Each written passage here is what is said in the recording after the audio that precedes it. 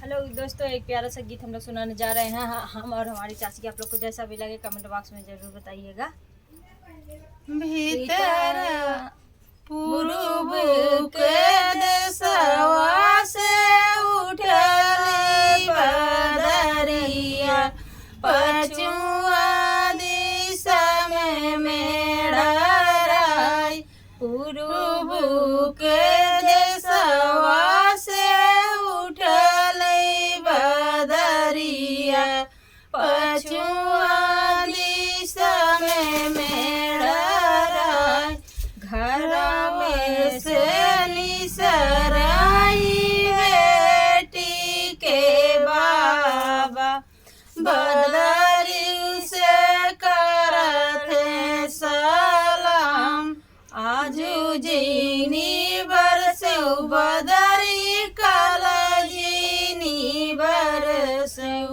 भीजी जई दुलारू दामाद, आजी जीनी बरसौ बदरी, कल जीनी बरसौ।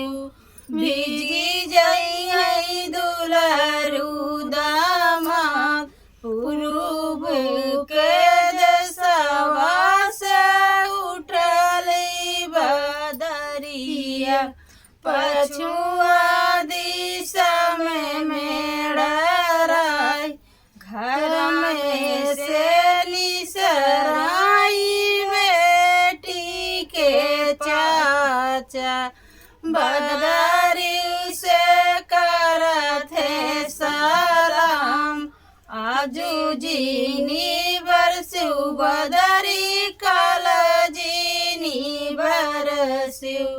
भीजी जई दुलारू दामाद, आजू जीनी बरसौ बदरी, कल जीनी बरसौ।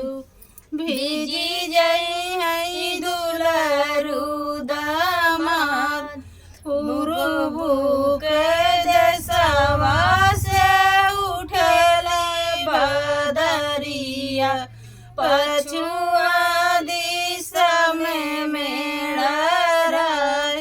घर में से निसराई बेटी के भैया, बदरी से करते सलाम। आजू जीनी बरसौ बदरी, कल जीनी बरसौ। भीजी जई दुलरू बहानोई, आजू जीनी बरसौ बदरी, कल जीनी बरसौ।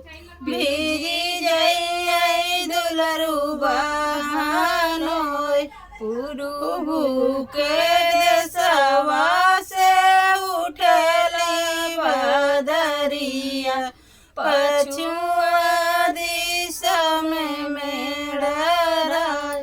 दोस्तों, गीत कैसा लगा आप लोग जरूर कमेंट बॉक्स में बताइएगा। हमको लगता है ये गीत आप लोग को ज़्यादा से ज़्यादा पसंद आएगा।